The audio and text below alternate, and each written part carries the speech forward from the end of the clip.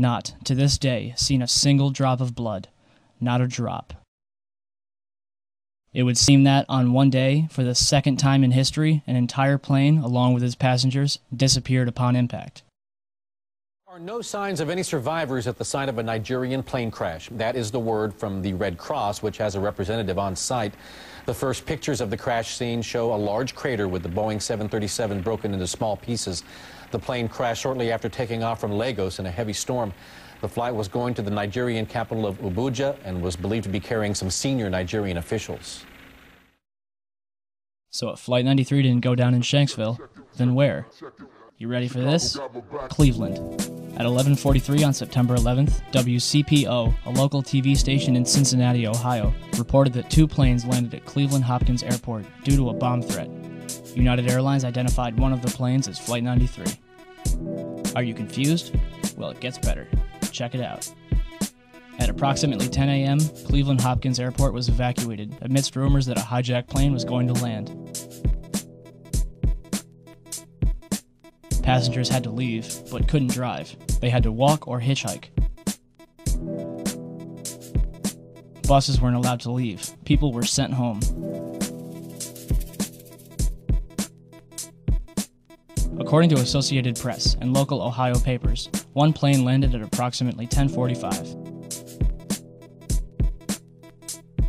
But Delta Airlines confirmed that their plane, Delta 1989, landed in Cleveland at 10:10. Therefore, Flight 93 landed at Cleveland at approximately 10:45. Authorities searched Delta 1989 for over 2 hours, and passengers were questioned individually. The plane dealer reported that the plane was evacuated at 12:30, but the Akron Beacon reports that a plane was evacuated at 11:15, which would make that Flight 93. Mayor White reported that the plane had 200 passengers. But a passenger from Delta 1989 describes 60 or so passengers. So at 11:15, 200 or so passengers were released from Flight 93. The passenger from Delta 1989 states that she was taken into FAA headquarters. But other reports say that passengers were brought into the NASA Glenn Research Center, located near the west end of the airport, which had already been evacuated. So, to sum up, Delta 1989 landed at 10:10, was evacuated at 12:30, almost 2.5 hours later, and 69 passengers were taken to FAA headquarters. Flight 93 landed at 10:45 and evacuated within a half hour. 200 or so passengers quickly taken to an empty NASA research center. Why did it take 140 minutes to evacuate 69 passengers when 200 were evacuated in a half hour? We can assume that the passengers from Delta 1989 are safe somewhere. The question remains, what happened to the 200 or so passengers from Flight 93? It's interesting to note that the combined total of all the passengers from all 4 flights is 198, or 243, depending on who you ask. We may never know what really happened to Flight 93, but we do know what didn't happen.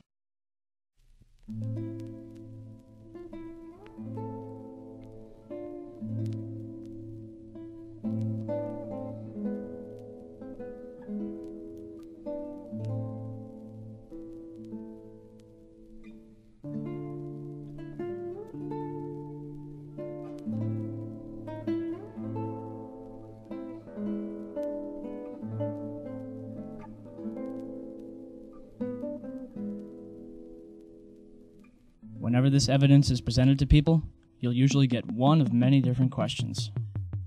The first one being, if different planes were used, what happened to the original ones? Unfortunately, we may never know what really happened. But if we could examine the black boxes from the planes that were used, we could prove that they weren't the original flights. A commercial plane carries 2 different black boxes. Each black box carries one of 2 different recorders, a cockpit voice recorder and a flight data recorder. The cockpit voice recorder records sounds from inside the cockpit, including engine noise, stall warnings, and other sounds of interest. Communications between air traffic control, weather briefings, and conversations between pilots and crew are also recorded. The flight data recorder records at least 28 different parameters such as time, altitude, speed, and heading. Some also record more than 300 other in-flight characteristics, anything from autopilot to smoke alarms. The recorders themselves are made from the most impervious metals known to man, and the information is recorded along with date and time, and spooled into a continuous roll. Any damage that is done to the roll is done to the outside, as opposed to the inside where the data is. The 9/11 Commission says that CVRs and FDRs from American 11 and United 175 were not found. Yet, the FBI claims to have found the passport of Saddam al-Sakami, which managed to fly out of his pocket, through the explosion, and onto the streets of Manhattan below. So, 4 different black boxes, made from the most resilient materials known to man, were destroyed. Yet, a passport, made from a fragile material known as paper, managed to survive? Who writes this stuff? Ted Lepatkowitz, spokesman for the National Transportation Safety Board, told CBS News that it's extremely rare that we don't get the recorders back. I can't recall another domestic case in which we did not recover the recorders. Turns out Ted's right. Nicholas DeMasi, a firefighter who helped the recovery efforts, claims in the book Behind the Scenes, Ground Zero, "At one point, I was assigned to take federal agents around the site to search for the black boxes from the planes. There were a total of 4 black boxes. We found 3. I guess it all comes down to who you'd rather believe." FBI Director Robert Mueller said Flight 77's data recorder provided altitude, speed, headings, and other information, but the voice recorder contained nothing useful. And Donald Rumsfeld said the data on the cockpit voice recorder was unrecoverable. As for Flight 93, it was the only flight where the cockpit voice recorder was recovered. It was played for the families in April 2002, but not before they signed an agreement saying that they wouldn't talk about it. They couldn't even take notes. And for some reason, the last 3 minutes of the tape was unaccounted for. The FBI had no explanation for the discrepancy. Why would the 9/11 Commission tell us Flight 11 and 175's recorders weren't found? Why would Robert Mueller tell us that there's nothing interesting on Flight 77's? What's on the last 3 minutes of Flight 93's cockpit voice recorder? These are vital questions that need to be answered. It's an interesting postscript that Flight 93 was spotted on April 10, 2003 at Chicago's O'Hare Airport by David Friedman, a United Airlines employee who records all of his flights. The tail number, N591UA, was spotted on Flight 1111, a United Airlines 757. And according to the FAA, both N591UA and N612UA, Flights 93 and 175, are still valid.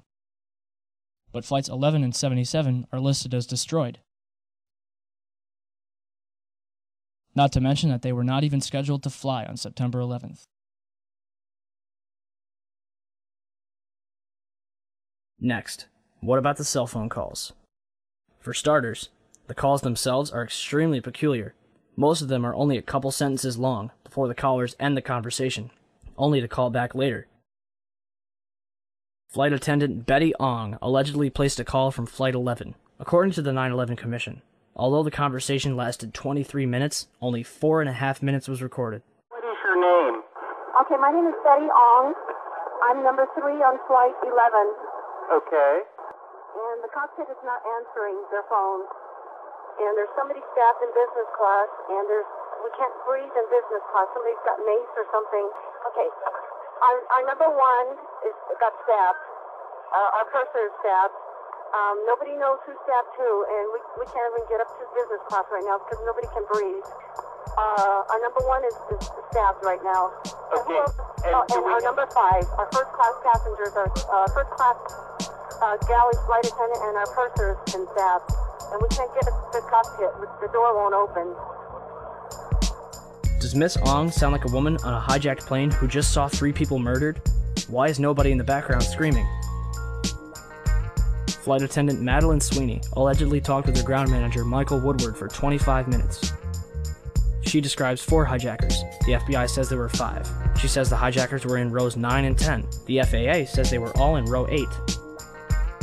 Near the end, she screams, "I see buildings. Water. Oh my God." Madeline was a flight attendant out of Boston for 12 years. I think she would have recognized Manhattan. A man claiming to be Mark Bingham called his mother Alice, who is visiting his sister-in-law. The caller says, "Mom, this is Mark Bingham. When was the last time you called your mother and used your full name? I just want to tell you that I love you. I'm on a flight from Newark to San Francisco, and there are 3 guys on board, and they say they've taken over the plane, and they say they have a bomb. I'm calling you from the airphone. And then, you believe me, don't you, Mom? Yes, Mark, I believe you. Who are these guys? Then he was interrupted by someone who was speaking in a low-toned male voice, speaking what sounded like English. After 30 seconds of muffled sounds, the caller repeats, I'm calling you with an airphone. His mother asks him again, who are these guys? After another pause, he returns and asks again, you believe me, don't you, Mom? There was another pause, and the phone just trailed off. To date, none of these calls, except for Betty Ong's call to American Airlines, has been released to the public. But to be honest,